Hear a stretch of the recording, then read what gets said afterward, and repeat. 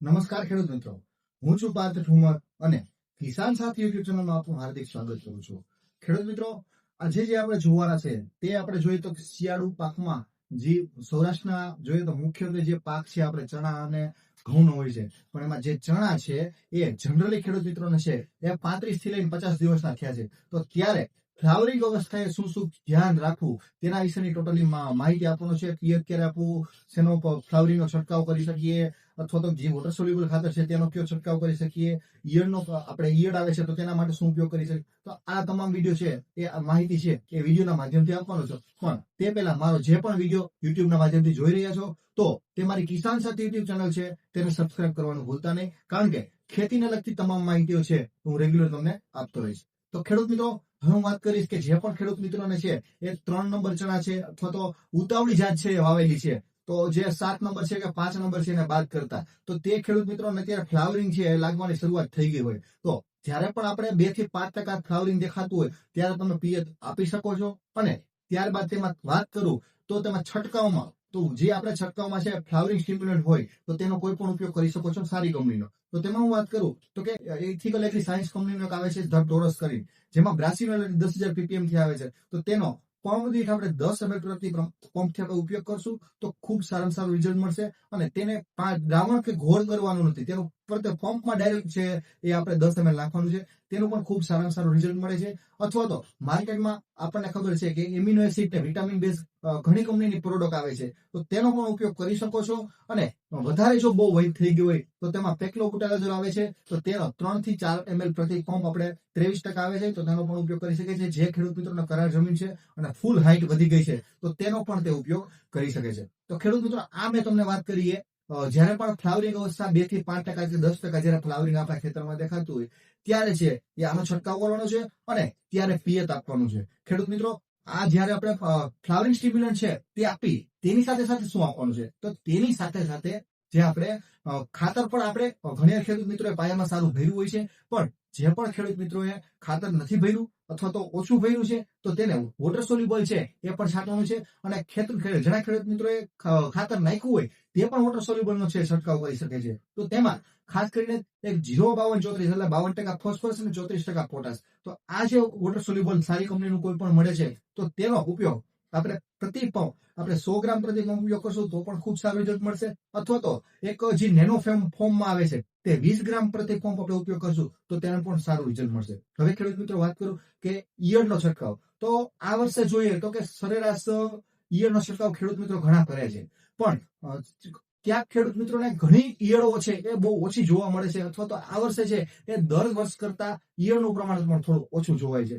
અને ઘણા ખેડૂત મિત્રો છંટકાવ કરતા હોય તો તેની છંટકાવ પણ કરી દે છે. તો તેમાં નોર્મલ બજેટનું હોય એવું તમારે ઈયળનું છે એ વાપરી શકો છો. એમાં ઇમામેક્ટિન બેન્ઝોઇટ જે 5% આવે છે, મમરી આવે છે, તો જે આપણે પ્રોક્લેમના નામથી ઓળખીએ છીએ, તેનો પ્રતિ પંપ 10 ગ્રામ ઉપયોગ કરશું તો પણ સારું રિઝલ્ટ મળશે. અથવા તો ક્લોરેન્ટ્રાનિટ્રોલ આવે છે જે આપણે કોરાજન કહીએ છીએ, તો તેનો ઉપયોગ કરશું તો પણ ચાલશે. પણ જો વધારે હોય તો અથવા તો પ્રોક્લેમ જ તમારા માટે બેસ્ટ છે, કારણ કે ક્યાંક ક્યાંક 2-4 ઈયળ દેખાણી હોય ખેતરમાં તો તે પ્રોક્લેમ છે તો તે ખૂબ સારું રિઝલ્ટ આપશે. ખેડૂત મિત્રો, આ મેં વાત કરી એમ વોટર સોલ્યુબલ ખાતર, એના સિવાયનું ઈયળની દવા, અને ત્યારબાદ મેં વાત કરી એમ જે ફ્લાવરિંગ સ્ટિમ્યુલન્ટ છે તેનો ઉપયોગ કરી અને આ છંટકાવ છે તમે છંટકાવ છે ખેતરમાં છાંટી શકો છો. અને ખાસ કરીને આપણે જ્યારે શિયાળામાં આપણે જોઈએ તો કે સવારે થોડોક ઠાર ને એવું હોય, વાતાવરણમાં ભેજ હોય, તો તે 11 વાગ્યા પછી 10-11 વાગ્યા પછી અથવા તો બપોર પછીના છંટકાવમાં છે એ છંટકાવ કરશો તો પણ ખૂબ સારું રિઝલ્ટ મળશે. હવે ખેડૂત મિત્રો, ઘણા ખેડૂત મિત્રોને ખાતર વાવેલું સારું હોય અને ઈયળનો પ્રશ્ન ન દેખાતો હોય, ખાલી ફ્લાવરિંગ ની જરૂર હોય, ફ્લાવરિંગ સારું લગાડવું હોય, તો ઘણા ખેડૂત મિત્રો ઓર્ગેનિક ખેતી પણ કરતા હોય છે, અથવા તો ઘણા ખેડૂત મિત્રો છંટકાવ પણ કરતા હોય છે. તો તેમાં દૂધ અને ગોળ આ બંનેનો ઉપયોગ કરશો તો પણ ખૂબ સારામાં સારું રિઝલ્ટ મળશે, જેમાં કેલ્શિયમ અને ફેરસ આયર્નનો પણ સારામાં સારો સ્ત્રોત હોય છે.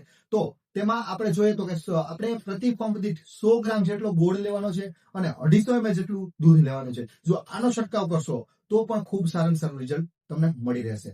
હવે ખેડૂત મિત્રો, વાત કરું કે પાણીની વ્યવસ્થા પણ છે, એમાં ખાસ કરીને ખેડૂત મિત્રો તમે તમારી જમીનને આધારિત જે આયોજન કરતા હોય તમારી જમીનને આધારિત કરજો. કારણ કે જનરલી અમે ભલામણ કરતા હોઈએ તો અમે જનરલી ભલામણ કરતા હોય. પણ જે તમારી જમીન છે એ ઘણા ખેડૂત મિત્રોને કરાર હોય, ઘણાને મીડિયમ હોય, ઘણાને રેતાળ કે કાંકરિયા જેવી જમીન હોય, ટાઈસવાળી જમીન હોય, તો એમાં ટાઈસવાળી જમીન હોય તો એમાં પિયત થોડુંક વધારે આપવું જોઈએ. હવે ઘણા આપણે સાંભળેલું હોય કે જ્યારે પણ પિયત આપણે જ્યારે ફાલ લાગતો હોય ત્યારે પિયત ન આપવું જોઈએ, કારણ કે ફાલ છે એ જનરલી જોઈએ તો કે ફાલ છે એ ભૂલી જાય અને ત્યારબાદ વેજીટેટિવ ગ્રોથ એટલે જે આપણે જોઈએ તો કે પાછા ડોકા છે એ કાઢવા માંડે અને જે ફાલ છે એ ભૂલી જાય, આવું આપણે સાંભળેલું હોય. હા, પણ ખેડૂત મિત્રો સાચું છે, પણ તેને પણ આપણે ધ્યાનમાં રાખવું જોઈએ કે આપણી જમીન છે એકદમ ફાટી ન જાય, જમીનમાં રહેલી આપણા છોડના મૂળ છે, તંતુ મૂળ છે એ ફાટી ન જાય, એ તૂટી ન જાય, કારણ કે એટલું બધું ખેંચાવા દે હો તો ત્યારબાદ જ્યારે પણ તમે પિયત આપશો તો આપણા જે છોડને ઉપરના જે ફ્લાવરિંગ છે એ આપણા પીળા પડી જાય અને ખરી પણ જાય. તો ખેડૂત મિત્રો એટલું બધું પણ ન ખેંચાવા દો કે જેથી કરીને 15-20 દિવસ જનરલી 15 દિવસ સુધી મીડિયમ જમીન કે કરાર જમીન હોય તો 15-20 દિવસ સુધી તમે કાંઈ ઉપયોગ વાંધો નથી આવતો. પણ જે મહિનો હવા મહિનો 1.5 મહિનો જેટલો ખેંચાવા દે તો આ તંતુ મૂળ છે એ પણ તૂટી જતા હોય છે. એટલે જ્યારે પણ પિયત આપી અને ત્યારબાદ જે ઉપરના પાંદડા પણ પીળા પડે છે અને ફાલમાં જે આવતો હોય એ પણ પીળો પડે છે, નીચેના છે પોપટા એ ભરાઈ જાય છે. તો આ ખાસ કરીને ખેડૂત મિત્રો આ છે એ પણ ધ્યાનમાં રાખજો. અને જ્યારે પણ આવું થાય ત્યારે જ્યારે પણ પિયત આપો ત્યારબાદ એક ફૂગનાશક છે તેનો છંટકાવ કરી લ્યો અને ત્યારબાદ એમાં પાછું છે એ આપણે વોટર સોલ્યુબલ ખાતર છે તો તેનો પણ તમે છંટકાવ કરી શકો છો. તો જ્યારે પણ આપણે ફૂગનાશકની વાત કરું તો કે પિયત આપ્યા બાદ એઝોક્સિસ્ટ્રોબિન અને ડાયફેન્કોનાઝોલ જે મિશ્રણ આવે છે તે 20 થી 25 ml પ્રમાણે ઉપયોગ કરશો તો પણ ખૂબ સારું રિઝલ્ટ મળશે, અથવા તો એઝોક્સિટેબુ તેનો ઉપયોગ કરશો તો પણ ખૂબ સારું રિઝલ્ટ મળશે. તો કોઈ પણ આ ફૂગનાશક છે તેનો ઉપયોગ કરી અને તેની સાથે તમે આ એક ખાતર છે એ પોલીગ્રો કરીને આવે છે તો તેનો પણ ઉપયોગ કરી શકો છો, અથવા તો 05234 આવે છે તો તેનો પણ ખાતરનો તમે ઉપયોગ કરી અને તમારું જે ફ્લાવરિંગ છે તેને પોષણ પૂરેપૂરું આપી શકો છો.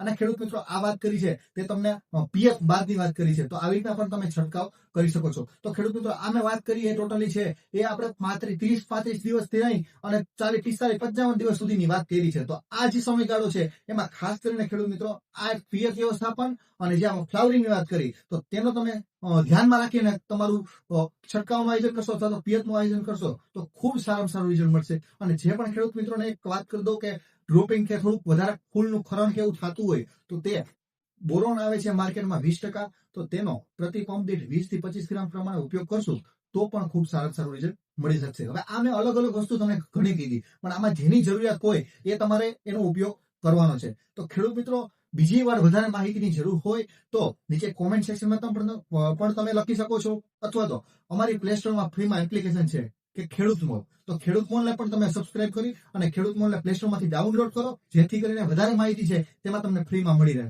તો ખેડૂત મિત્રો આવા જ અવનવા વિડીયો સાથે આપણે મળશું બીજા વિડીયોમાં, નેક્સ્ટ વિડીયોમાં. તો કિસાન સાથી તરફથી આપનો